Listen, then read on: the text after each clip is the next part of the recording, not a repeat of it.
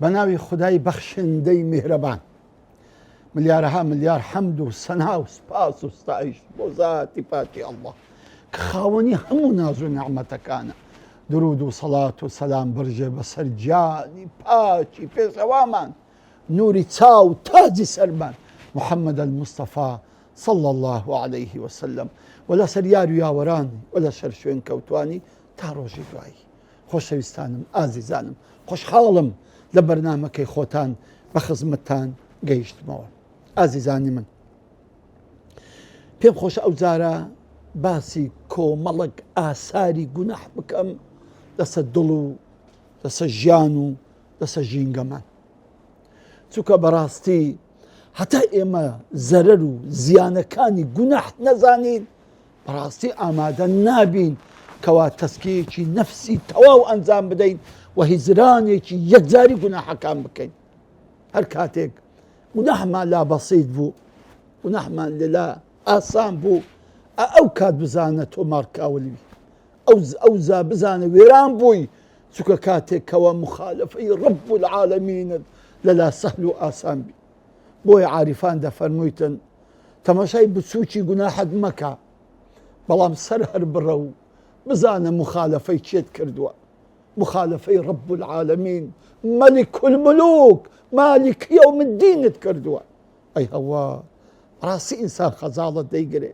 كاتب جناحك دك باب تسوتيش به خو جناحه خو مخالفه خو بيغمبري خوايا صلى الله عليه وسلم تخوا تسون دلتان دي يعني تسون دلمان دي خوش مرورش موكو ايوا تسون دلمان دي دلي او عزيزة او نازدار عادز بكين بجناحه بيسروا بركاني خوما زابوي بيم خوشا چاردە یان چاردە 15 ئاساری گوناحتان لە بۆ باس بکەم یەکەمین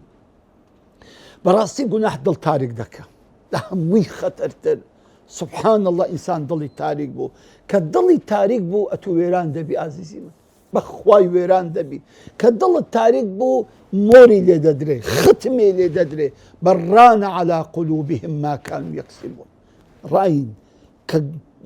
خراپترین شتە ختم مۆری قەپات بوونی ئەو دڵەیە کە لە دڵەکان دەدرێت ئەوە یەکەم ئاساری گوناح ئەوەیە دووەمین ئاساری بەڕاستی ئەو ئینسانە هیممەت و غیرەت و تەشجیعی زۆر لاکەم دەبێتەوە لۆ تاعەت و عیبادەت یان غیرەتینی عیبادەت بکە سات و لەسەرە خۆیە تەشجیعەک نییە لە ناو دڵ و ڕوحی کە ئیشتیاقی تاعەت و عیبادەت بێتە ئەوەندە سست و ئەوەندە لاواز و بێهیممەت و بێغیرەتی دەکا لە عیبادەت و لە تاعەت و لە زیکر و لە کاری باشدا خاڵی سێم ئەوەی بەڕاستی ئیمان کز و لاواز دەکا گوناح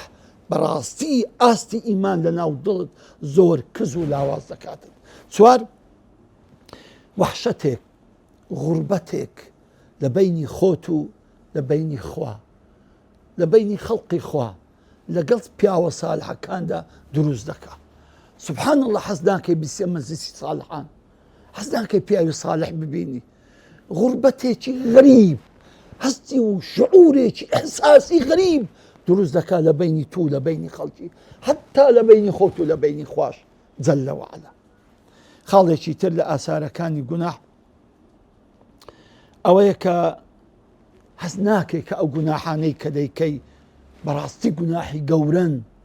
یاخود مخالفەی ڕەب العالەمین دەکەی گوناحەکان دەکەن لا زۆر ئاسایی دەبیتن ئەمە خەتەرترین شتە کە ئینسان تووشی دەبی کە گوناحی لا ئاسان و سووک و سەهل بیتن زانە سان ئەگەر قەت درۆی نەکردبی یەکەم جاری کە درۆیی دەکا هەموو ڕەنجی تێک دەچی دو سێ ڕۆژان هەر حەز لە خۆی ڕادەگری ئەو درۆیم لێ سپینە بتەوە ئابڕۆم بچی بەڵام هەر درۆی کرد هەر درۆی کرد درۆ لای دەبی شتێکی طەبیعی ئەوە کارە ساتە کە گوناحت لەلا ببتە شتێکی ئاسایی و طەبیعی و نۆرمەڵ خاڵێکی تر ئەوەیە کە بەڕاستی خاڵی شەشەم مەحروم دەبی لە زانستی بە مەنفعەت ئەو زانستانەی کە دنیا و قیامەتت ئاوەدان دەکەنەوە ئەو زانستانەی کە ناسینی خۆی گەورە لە بۆ دەردێخن کە گەورەی و عەزەمەتی خوات پێدەناسێنن کە قیامەت لۆ ڕۆشن دەکەنەوە مەحروم دەبی لەو هەموو زانستە پڕ خێر و بەرەکەتانە. خاڵێکی تر ئەوەیە کە بەڕاستی تووشی دەیەها کێشە و سەرگەردانی دەبی لە ژیاندا. لۆ ئەوانەی کە ئێستا لە سزنەکان کەوتون 180 هەر گوناح نییە ئەوانیان لێ کردووە بستەن سزن. ئەوانەی کە ئێستا ئاوارە و دەربەدەرن لێیان فکرکەوە هەر گوناح نییە بوویتە ئەوەی هۆکاری ئەوەی ئەو بەستە زمانە ئاوارە و دەربەدەر بێ. ئەوانەی کە کێشەیان هەیە هەر هەمووی گوناحە تووشی ئەو ناڕەحەتی و ئەو کێشانەیان کردوون کەواتە سەد گرفتاری و دەربەدەری لە ژیانتدا هەمووی هۆکارەکەی گوناحە. خاڵێکی تر ئەوەیە کە هەمیشە هەست بە نائارامی و نامورتاحی دەکەی هەمیشە لە دڵدڕە نائارامیەکەیە نامورتاحیەکەیە یعنی هەست بە ئارامی تەواو ناکەی لۆ گوناحەکەوە لێ دەکە کە ئەو ئارامیت لێ هەستیتن. خاڵێکی تر ئەوەی کە بەڕاستی جسمت تەمبەڵ و تەوەزەل دەکات جسمت لۆ عیبادەت لۆ کاری چاک لۆ زکر لۆ تاعەت زۆر سست و لاواز دەکات چۆن همەتی قەلبی تاقەت و وزەی قەلبی وێران کردی ئەو زارە جسمەکەشت هەروەها وێران دەکاتن. خاڵێکی کە بێبەرەکەتی لە کاتت بێبەرەکەتی لە ئیش و کارت بێبەرەکەتی لە ڕزق و ڕۆزی و لە پارە و پولت سبحان الله بەڕاستی ژیانت بێبەرەکەت دەبی بە معنای کەلیمە ژیانت بێبەرەکەت دەبی وەڵاهی نەکات و تەمەنت و عمرت بەرەکەتی هەیە نەسعات و وەختەکانت بەرەکەتی هەیە نەڕزق و ڕۆزیت بەرەکەتی هەیە نە ئیش و کارت بەرەکەتی هەیە سبحان الله بەخۆشت نازانین دەرما موسە وەڵی معاشەکی باش وەردەگرم واللهی کاسبێکی باش دەکەم بەس نازانم مستەمر هەر مفلیسم مستەمر هەر قەردارم مستەمر بەشم ناکاتن. ئەم بێبەرەکەتیە ئازیزانم یەکەمین هۆکار و ئەساسترین هۆکار بێشەرعی و بێ ئەمری خوا و گوناحکردنە. واللهی بێبەرەکەتێکی واڕوو لەو کەسە دەکا لە تەمەنیدا لە ڕزق و ڕۆزیدا لە کەسابەتیدا سبحان الله هەمووی بێبەرەکەت دەبیت. خاڵێکی تر ئەوەیە ئەم گوناحە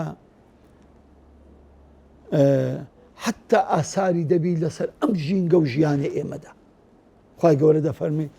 ظهر الفساد في البر والبحر بما كسبت أيدي الناس. سبحان الله دەفەرمی بەڕاستی فەساد و وێرانی بەدیار کرد هەم لە هیشکایی و هەم لە ئاودا بما كسبت أيدي الناس لەبەرەوە ئەو خەڵکە ئەوەندە تاوان دەکەن ئەوەندە گوناح دەکەن بەڕاستی هەم ژینگە هەم زەوی و زار هەم هیشکایی و هەم بەحریشیان بە فەساد برد. بڕۆ تەمەشای ئێستا بکە بزانە ئەم کەون و کائیناتە لەبەر ئەو هەموو گوناح و بێشەرعیەی دەکرێت بزانە چۆن لە عالەمێ بوویتە کونە مشک قەیسەریمان لێ بوویتە مشک هیچ ئارامی نییە هیچ خۆشیەک نییە هیچ ڕووناچێکی لە پێشە خۆمان نابین هیچ ئاسۆیەکمان نییە هیچ مستەقبەلێکیشمان نییە کەسمان نازانی مستەقبەلمان چ دەبێ هەمووی بەسەر ئەو هەموو گوناح و ئەو هەموو فەسادەی کە لە بەڕ و بەحر ئەنجام دەکرێت. زابۆی بەڕاستی ئاساری گوناح لە کەون و کائینات و ژینگە و ژیانی ئێمە ئاساری هەیە. ئازیزانم وەڵی هەرچی زیلزال و بوومە لەرزەیە هۆکارەکەی گوناحە. لە زەمانی ئیمامی عومەر عار لەرزی دەستی لەسەر ئاردی دانا وەتی ئەی زەوی ڕاوەسە بە ئەمری خوای گەورە مەجوولێ ڕاوەستە ئینجا بەسە مینبەرت کەت و گوتی خەڵکەکەی واللهی ئەوە عار لەرزی جارێکی تر بلەرزی من لە ناوتان دانانیشم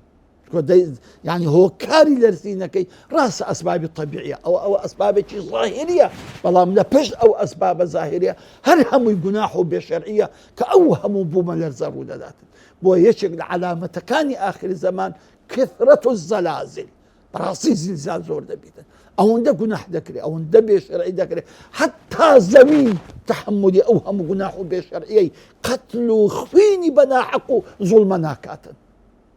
ئاساری ئەم گوناحانە حتا لەسەر مانگگیران و ڕۆژگیرانیش هەیە. جەمرێ مامۆستا وەڵڵا ئەوانە ئیشی طەبیعین ئەوە ئیشی فەلەکیاتن ئەوە هەموو ڕاستە بەڵام لە پشت ئەوە هەموو ئاساری گوناحە چونکە ئینسان ئەگەر گوناح نەکە خۆی گەورەش حفزی دەکەن لە هەموو بەڵاو هەموو ناڕەحەتێک بەڵام کە گوناح زۆر بوو ئەو خوایە پشت لە خەڵکەکەی دەکا کە پشتیشی لە خەڵک کرد ئیتر خەڵک تووشی هەزارەها گرفتی زیلزال و ناڕەحەتی و لافا و فەیەزان و شەڕ و ئاشوب و کێشە و ناڕەحەتی دەبێت. ئازیزام ئەو هەموو فتنە و فەسادێک کە هەیە، ئەو هەموو بەڵا و ناڕەحەتێک کە هەیە، وەڵڵاهی هەمووی سەبەبەکەی گوناحە، هەموو سەبەبەکەی گوناحە. لە هەر شوێنێک کە ئارامی هەستا کە بێبەرەکەتی زۆر بوو بزانە ئەم خەڵکە تووشی گوناحێکی وابوونە، ئەم گوناحەش بە ئاشکرا دەکرێت. هەتا گوناحەکان بەدزی بکرێ خۆی گەورە مامەڵەیەکی لوتفانە و ڕەحمان و ڕەحیمی خۆی لەگەڵمان دەکە. بەڵام هەر کاتێک کەوە گوناحەکان ئاشکرا کرد ئەو جا خۆی گەورە مامەڵەیەکی ئاشکرامان لەگە دەکات. بزانە هەر کاتێک وەکو لە حەدیسەکەی پێغەمبەری داهاتووە صلى الله عليه وسلم باسی کۆمەرێک گوناح دەکا، هەر کاتێک ئەو گوناحانە کراو بە ئاشکرا مقابلی هەر یەک لەو گوناحانە بەڵایەکی لەسەرە. هەر کاتێک خەڵک فێری لە پیوان و لە کێشان و حیلەیان کرد لە یەکتری ئللا خوای گەورە تاقییان دەکاتەوە بە بێبارانی بە گرانی بە هیچ کە ساڵی. ئازیزانی من ئەمە چەند ساڵە یعنی بەڕاستی بێبارانی ناڕەحەتی کردوین، یعنی ئەو ساڵی ڕۆیشت بەڕاستی بێبارانی زۆر تەئسیری هەبوو. ئەو منتیقەی لای قەراز و کەندێناوە یەک گەنم نەدووراوە مەگەر کابرا بەخۆی ئاوی بەمەڕەشەی ئاوی دابی، ئەگەنە باقی تر هەر هەموو هیچێک بوو لە زێی خۆی. ئازیزانم کە وەختی خۆی منتیقەی کەراز و کەندێناوە زۆرترین بەرەکەت و زۆرترین حاصیلاتی گەنم و جۆ لەوێن دەربوو. کوا ئەو هەموو بەرەکەتە، کوا ئەو هەموو نعمەتە، ئەوە هەبووی ئاساری گوناحە کە بەڕاستی زەوی و زاری لە ئێمە هیچێک کردووە. ئەو هەموو بیرە هیچێک بووە گفت فکر ناکەنەوە بە هەزاران بیر هیچی کردووە و ئەوەندە چووتە قوڵای زەوی. ئەو هەموو بێ ئاویە، ئەو هەموو بێ بەرەکەتەیە، هەر هەمووی ئاساری گوناحە. ئازیزانم واللهی بۆیە ژینگەشمان تێک دەسێ کاتێک کە گوناح زۆر بێ، ژیانیشمان تاریک ئەبێ کاتێک کە گوناح زۆر بێتن. بێزگەلەوەی کە ئاساری گوناح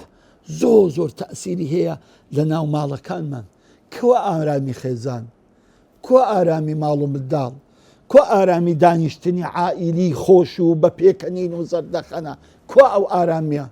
کۆ ئەو خۆشی کە لە ماڵەکان هەبوو، کۆ ئەو عیلاقاتانی براوی لەگەر براوی، خوشک لەگەر خوشکی، منداڵ لەگە دایک و بابی، دایک و باب لەگەر نەوەکانی، کوا ئەو ئارامیە، کوا ماوە نابەخوای. واللهی گوناح ئەوەندە تەئسیری لە خانەوادەی مە کردووە حتا تام و لەزەت و خۆشی خانەوادەکانیشی نێشتووە. ئازیزانم واللهی گوناح سنجی پێ هەڵێنین، سنجی پێ هەڵی نابین، واللهی ژیانی پێتاڵ کردوون، واللهی تووشی سەد ناخۆشی و گروه و موسیبەتی کردوین. بەڵام بەداخەوە ئێمە هەست پێ ناکەین، هەست پێ ناکەین وا ڕاهاتوون لە گوناحەکان، وا ڕاهاتوون لەگەر ئەو بێشەرعیانە، وا ڕاهاتوون لەگەر ئەو بێ ئەمری خوایە وە دەزانی شتێکی طەبیعی و زۆر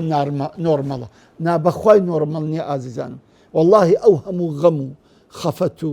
ناڕەحەتی و دەردەسەری و نەخۆشی و نیکبەتیەی کە ئەمە دەناڵێنین لە بندەستی هەر هەمووی ئاساری گوناحە.